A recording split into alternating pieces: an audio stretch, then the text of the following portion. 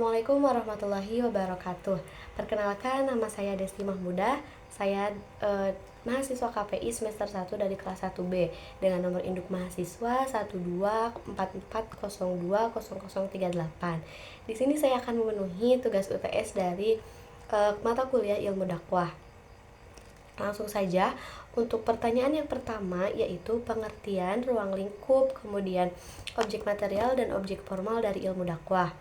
Jadi, dakwah itu berasal dari kata mad'u yang berarti mengajak atau menyerukan. Secara terminologinya, dakwah itu mengajak umat Islam untuk menyeru atau pada jalan yang kebaikan. Kemudian ilmu dakwah adalah suatu yang membahas tentang proses penerimaan, pengolahan dan penyampaian dakwah dari seorang dai kepada mad'unya, seperti itu. Jadi intinya ilmu dakwah itu adalah sebuah proses yang dilakukan oleh seorang pendakwah, bagaimana cara dia menyampaikan dakwahnya kepada pendengarnya, seperti itu. Kemudian untuk ruang lingkupnya itu ada 3. Yang pertama yaitu ada at-tauzi, memberikan tuntunan dan pedoman serta jalan mana yang harus ditempuh oleh setiap manusia, apakah itu jalan yang baik ataupun sebaliknya. Tentunya di sini menyerukan pada kebaikan. Dan tentunya unsur dakwah at-tauzi ini mengajak atau memberitahu jalan mana yang harus dipilih, yaitu jalan pada kebaikan. Yang kedua adalah at-taghyir, yaitu mengubah atau memperbaiki keadaan seseorang atau masyarakat kepada suasana yang baru. Bisa dikatakan ini seperti hijrah gitu, mengajak pada kebaikan dan berhijrah dari yang tadinya mungkin kurang baik menjadi sesuatu yang baru yang lebih baik. Nah, yang ketiga yaitu ar-raza, yaitu memberikan pengharapan akan suatu nilai agama yang disampaikan. Tentunya dalam dakwah itu harus ada contohnya seperti apabila kita melakukan suatu amalan ini, nanti kita akan mendapatkan itu. Nah, seperti itu sangat dibutuhkan karena akan menjadi sebuah semangat untuk kita untuk melakukan hal-hal baik tersebut gitu. Yang selanjutnya yaitu objek material ilmu dakwah. Objek materialnya itu dari Al-Quran dan juga As-Sunnah tentunya. Dan untuk objek formalnya bisa dari sudut pandang kajian disiplin ilmu, contohnya seperti ada irsyad, ada tabligh, kemudian tadbir, tamkin, dan juga hubungan masyarakat. Nah, untuk pengertian dai itu adalah orang yang menyampaikan dakwah. Jadi seorang pendakwah itu biasanya disebut dai, seperti itu. Dai itu berperan untuk menyebarkan atau menyuarakan ilmu-ilmu. Jadi intinya dai itu orang yang menyampaikan ilmu atau dakwah kepada mad'unya. Kemudian itu merupakan secara umum, dan secara khususnya dai itu ada dai profesional, ada dai umum secara kualifikasinya. Dai profesional yaitu mereka yang memiliki pendidikan formal di bidang tersebut. Contohnya seperti mungkin dia bisa belajar dari sebuah instansi yang formal sehingga menjadikan dia disebut dai profesional. Kemudian dai umum yaitu mereka yang memiliki pemahaman agama yang baik dan juga aktif berdakwah di lingkungan sekitarnya. Seperti itu. Untuk soal nomor 2 yaitu metodologi keilmuan dakwah. Ini tuh menjadi 3 bagian. Yang pertama yaitu ada manhaj iqtibas, yaitu metode dalam ilmu balaghah yang mengacu pada pengutipan langsung dan tidak langsung dari Al-Quran dan Al-Hadis. Nah, ini metodologi keilmuan dakwah itu intinya manhaj istinbat itu dakwah yang merujuk pada Al-Quran dan Hadis. Jadi sumbernya itu semuanya dari Al-Quran dan As-Sunnah atau Al-Hadis. Yang kedua, manhaj iktibas, yaitu dakwah yang meminjam atau meminta bantuan dari ilmu-ilmu sosial. Bisa dilihat seperti misalnya sebuah keilmuan yang bisa diambil pelajaran dari ilmu tersebut yang sesuatu yang baik gitu. Kemudian manhaj istiqra juga dakwah yang dilakukan dengan penelitian. Contohnya apabila seorang melakukan ini, kita diteliti hal baik apa yang bisa kita ambil dari kejadian tersebut, seperti itu. Untuk contohnya, contoh dari manhaj iqtibas, misalnya seorang penulis menyampaikan pesan tentang pentingnya kesabaran dalam menghadapi cobaan hidup. Ini merupakan contoh dari iqtibas. Kemudian untuk contoh dari manhaj istiqra, yaitu contohnya tentang hukum memakan daging buas. Ada yang mengatakan boleh dan ada yang mengatakan tidak. Namun untuk misalnya jika kita mendapatkan kesempatan untuk memakan daging hewan buas itu pula, tentunya tidak akan mudah dong karena hewannya buas, jadi mungkin akan sulit gitu untuk didapatkan. Sehingga para ulama dapat menyimpulkan dari pengamatan itu bahwa semua daging hewan buas adalah haram untuk dikonsumsi karena akan memberikan dampak yang kurang baik bagi tubuh kita. Yang ketiga yaitu contoh dari istinbat. Contohnya hukum riba dalam transaksi. Riba adalah tambahan atau pengurangan pada pokok utang dan tidak disepakati di awal perjanjian. Contohnya proses istinbat yaitu tanwil Al-Quran, tanwil As-Sunnah, ijma ulama, dan juga qiyas, seperti itu. Selanjutnya soal nomor 3 yaitu ragam kegiatan dakwah. Terbagi menjadi 2, ada dakwah bilisan dan juga ada dakwah bilhal. Dakwah bilisan yaitu contohnya seperti tabligh, irsyad, dan juga humas. Dan untuk dakwah bilhal contohnya yaitu seperti tadwir, tamkin, dan juga MHU. Nah, untuk dakwah bilisan yang pertama itu ada tabligh, penyebaran pesan Islam, yaitu bentuk dakwah yang dilakukan dengan menyebarkan ajaran Islam melalui media. Objeknya menjadi sasaran yang bersifat massal atau seremonial dan kolosal. Biasanya subjek dakwah ini disebut dengan dai. Jadi yang tadi dai itu termasuknya itu pada dakwah bilisan karena dia menyampaikannya dengan lisan, seperti itu. Seperti contohnya ada khutbah misalnya, tausiah, terus ceramah, kultum, dan lain sebagainya.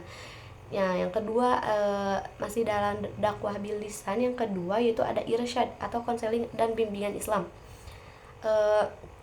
Menyampaikan ajaran Islamnya itu melalui kegiatan penyuluhan, bimbingan, dan psikoterapi Islam kepada individu atau kelompok.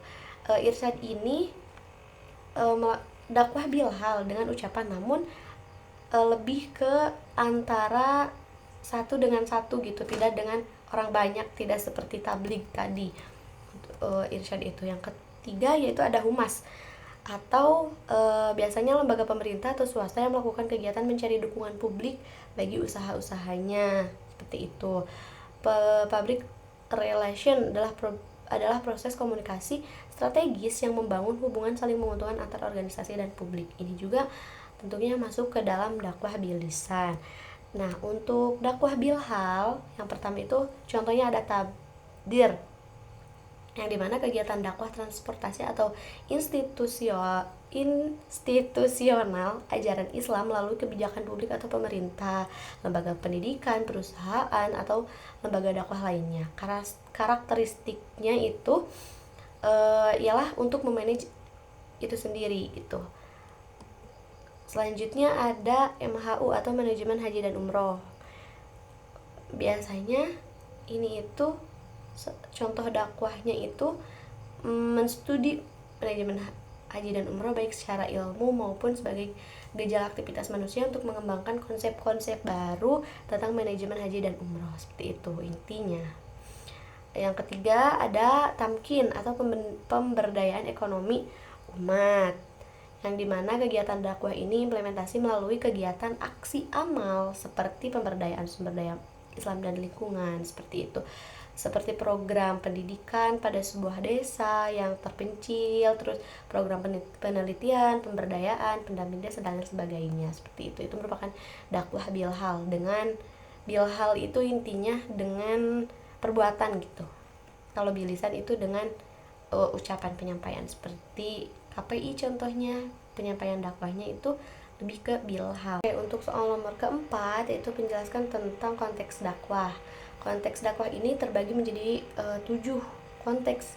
Yang pertama yaitu nafsiyah, yang dimana itu dakwah nafsiyah ini terjadi dalam pikiran atau diri seseorang. Jadi seperti introspeksi diri seperti itu. Contoh kategori bentuk dakwahnya itu irsyad, yang dimana dakwahnya itu dari diri sendiri ke diri sendiri, lebih ke introspeksi diri seperti itu.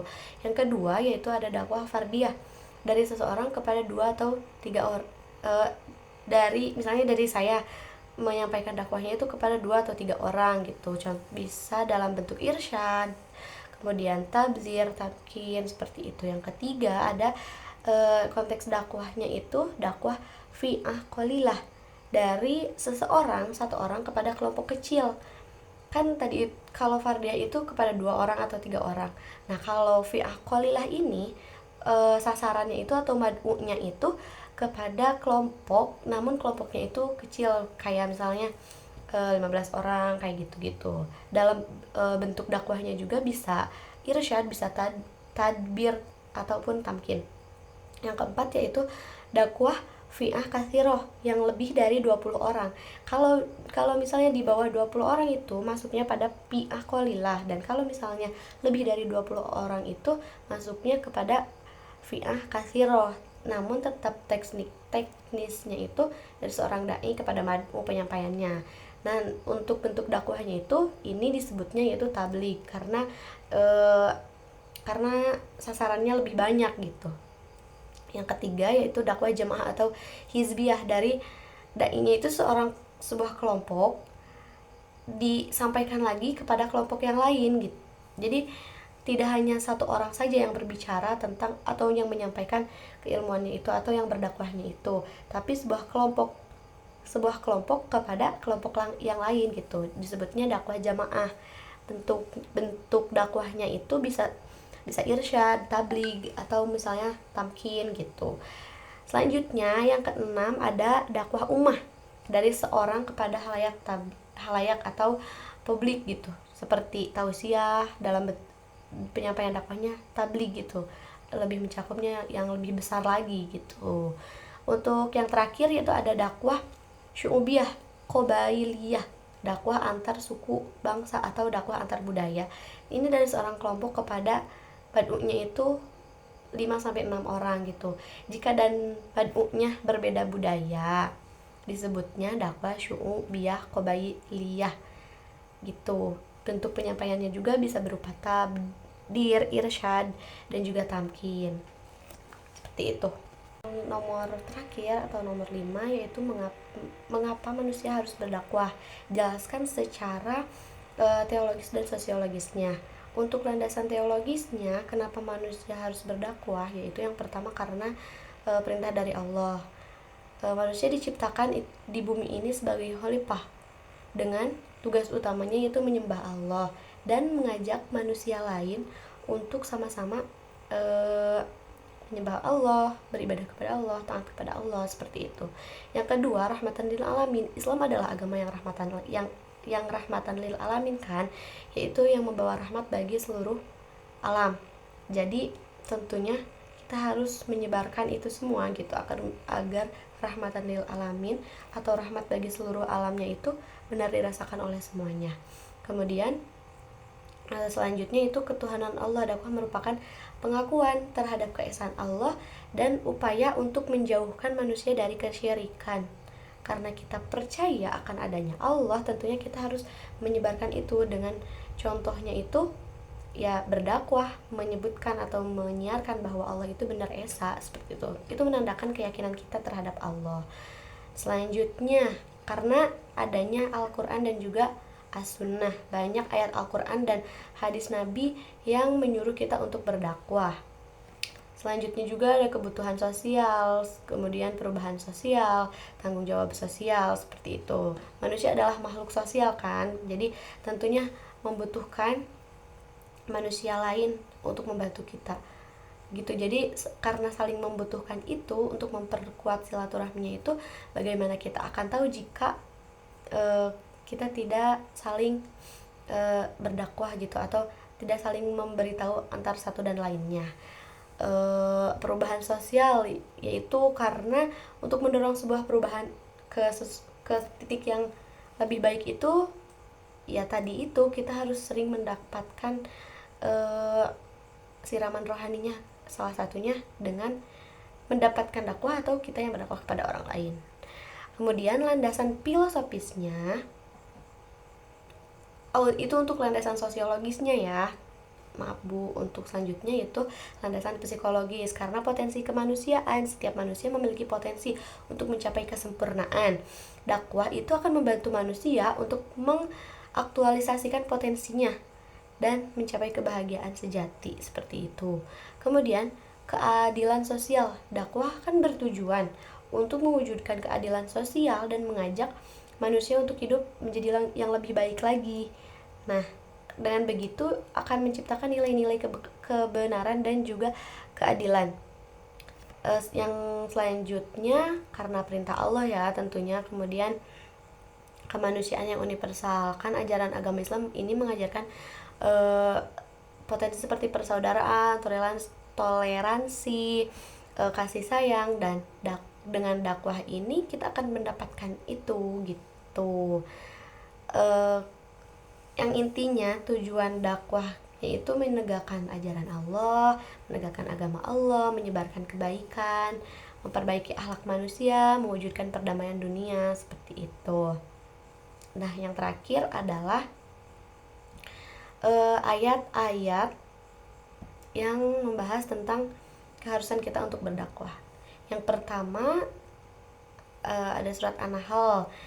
A'udzubillahi minasyaitonirrajim. Bismillahirrahmanirrahim. Ud'u ila sabili rabbika bil hikmati wal mau'izatil hasanah wajadilhum billati hiya ahsan. Inna rabbaka huwa a'lamu biman dhalla an sabili wa huwa a'lamu bil muhtadin.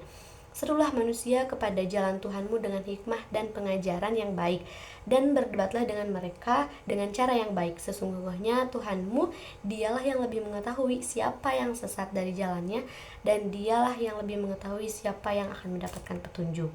Selanjutnya Al-Imran ayat 104. Wal takum minkum ummatu yad'una ilal khairi wa ya'muruna bil ma'rufi wa yanhauna 'anil munkar wa ulaika humul muflihun. Dan hendaklah di antara kamu ada segolongan orang yang menyeru kepada kebajikan, menyeru berbuat yang ma'ruf dan mencegah dari yang mungkar. Dan mereka itu adalah orang-orang yang beruntung. Selanjutnya ada Al-Imran juga dari ayat 110.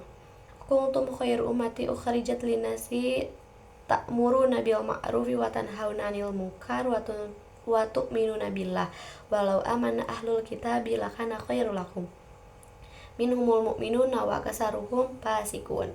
Kamu adalah umat yang terbaik yang dilahirkan untuk manusia, menyuruh kepada ma'ruf dan mencegah dari yang munkar, dan beribadah kepada Allah. Sekiranya ahli kitab beriman, tentulah itu lebih baik dari mereka, dan di antara mereka ada yang beriman, dan kebanyakan mereka adalah orang-orang yang fasik. Selanjutnya ada Al-Fussilat ayat 33. Waman ahsanu qawlan mimman da'a ilallahi wa 'amila shalihan wa qala lati minal muslimin. Siapakah yang lebih baik perkataannya daripada orang yang menyuruh kepada Allah, mengerjakan amal yang saleh dan berkata, sesungguhnya aku termasuk orang-orang yang menyerahkan diri.